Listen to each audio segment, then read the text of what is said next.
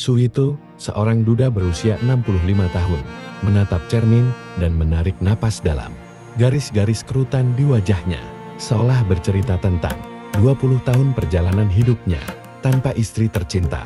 Rina, kebahagiaan yang pernah mereka rajut bersama, hancur bersama tenggelamnya kapal di Danau Toba 20 tahun lalu, meninggalkan Suwito dengan luka yang tak kunjung sembuh. Suwito memiliki 3 anak, Mira, Marni, dan Tio. Mereka telah dewasa dan memiliki keluarga sendiri. Meski Suwito dikelilingi keluarga, kesunyian dan kerinduan pada Rina masih menyergap hatinya. Suatu sore, Suwito berani mencoba sesuatu yang baru. Bergabung dengan kelas senam di GYM dekat rumah. Ia ingin menguatkan tubuh dan mungkin menemukan teman baru. Di sana, ia bertemu dengan Puspa, seorang nenek berambut kecoklatan berbinar dan senyum yang menawan. Puspa seolah mencerahkan hidup Suwito dengan ceritanya yang menarik dan kepribadiannya yang menyenangkan. Pak Suwito, Anda harus mencoba hidup lagi, menikmati senja hidup Anda dengan bahagia, kata Puspa pada Suwito suatu hari. Suwito terkejut. 20 tahun ia menjalani hidup dalam duka, tak pernah memikirkan untuk membuka hati lagi. Namun ada sesuatu pada Puspa yang menariknya, mengingatkannya pada Rina dengan sejuta kenangan.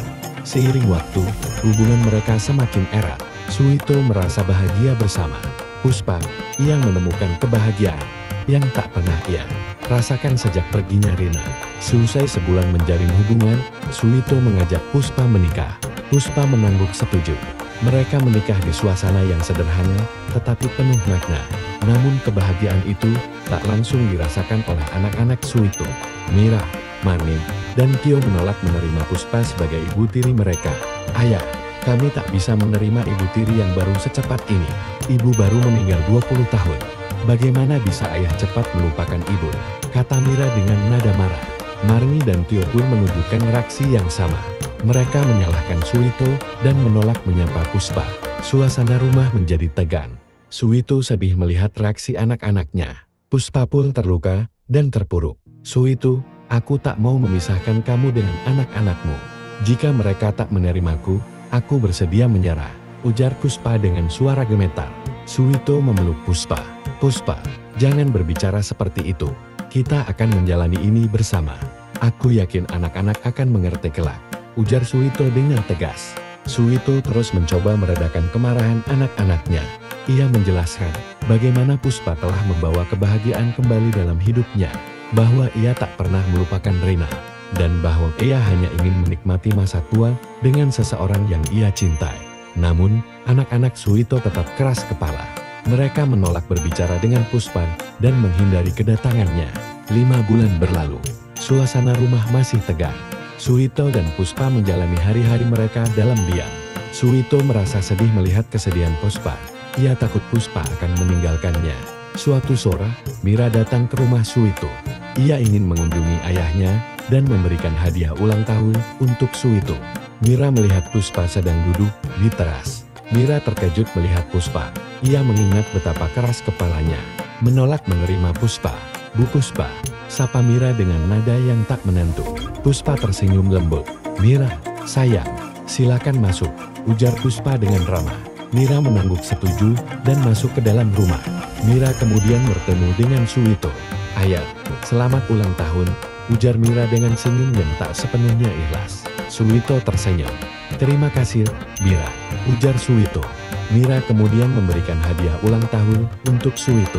Suwito merasa bahagia menerima hadiah dari anaknya. Mira, aku senang kamu datang, ujar Suwito dengan senyum. Mira mengangguk setuju.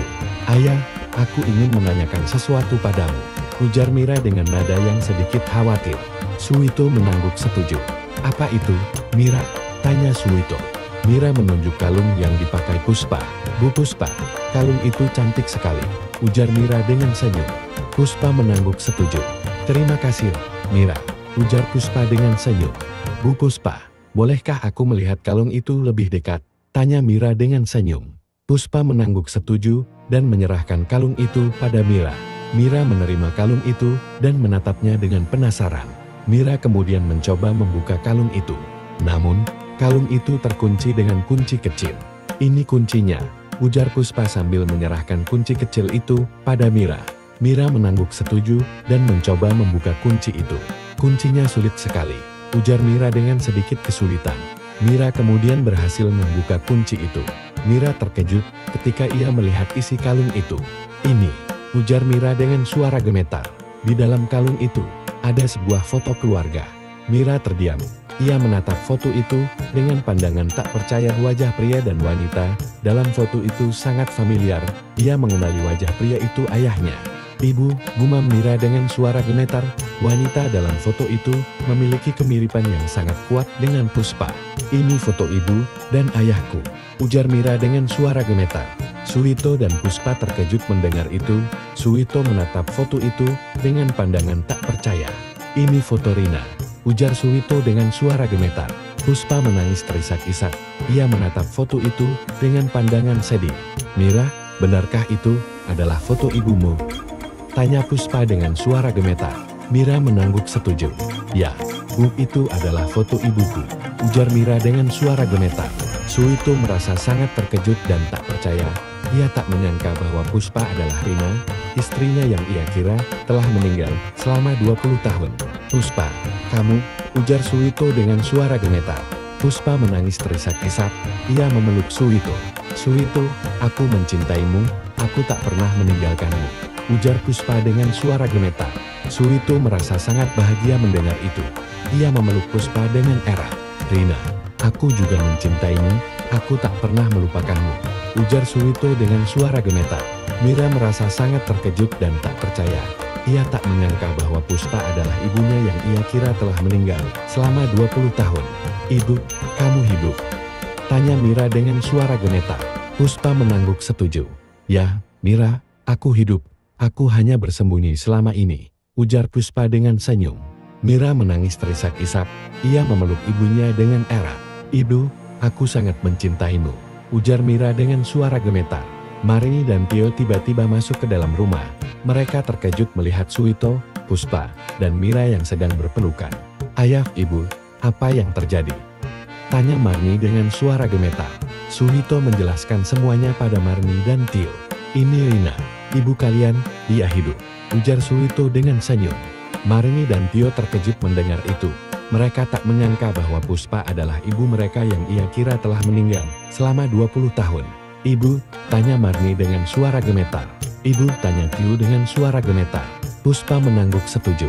Ya, anak-anakku, aku ibu kalian, ujar Puspa dengan senyum. Marini dan Tio terdiam.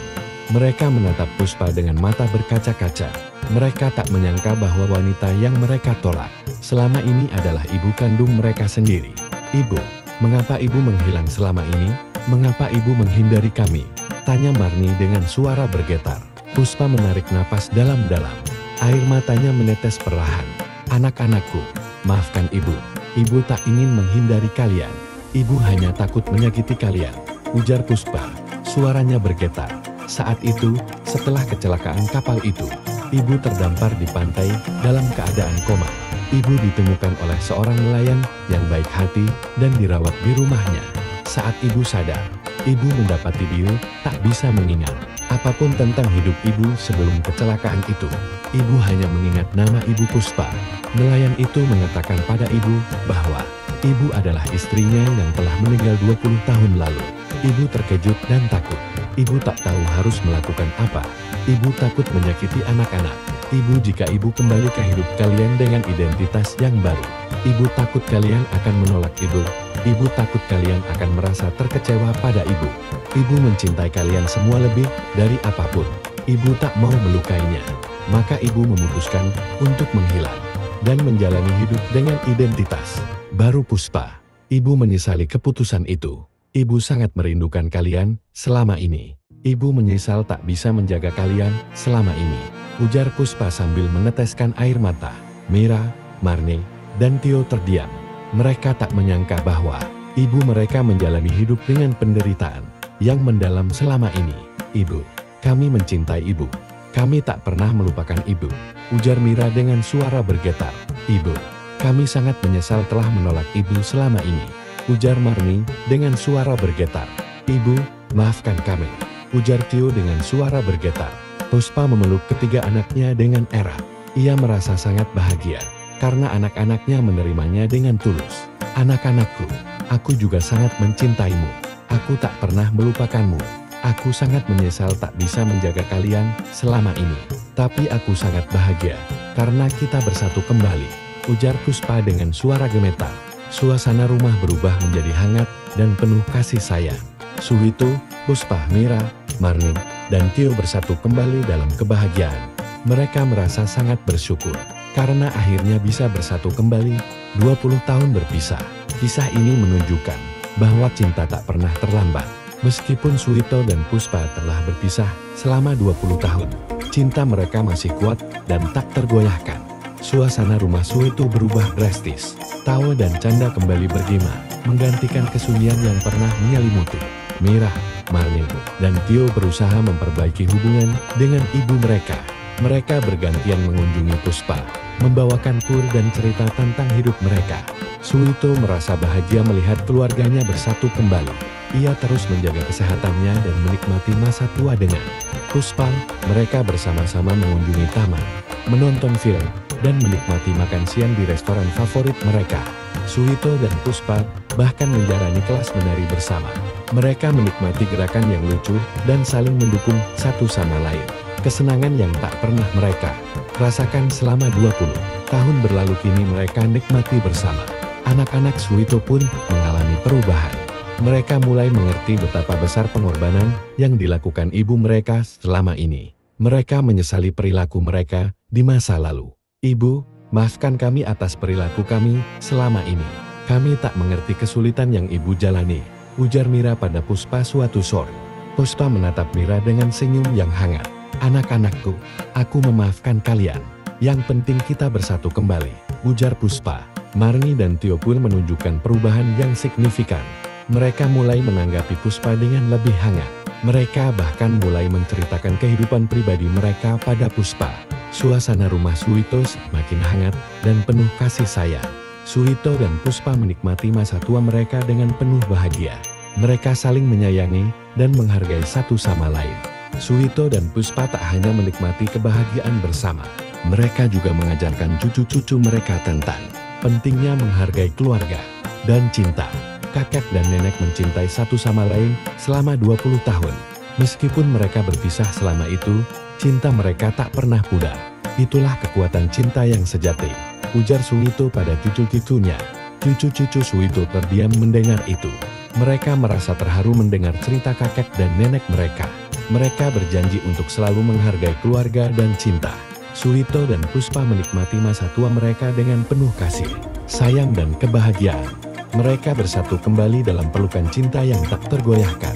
Kisah mereka menjadi legenda di kampung mereka, mengajarkan bahwa cinta tak pernah terlambat dan kebahagiaan bisa ditemukan di mana saja, kapan saja. Suwito dan Puspa, dua jiwa yang bersatu kembali dalam harmoni senja.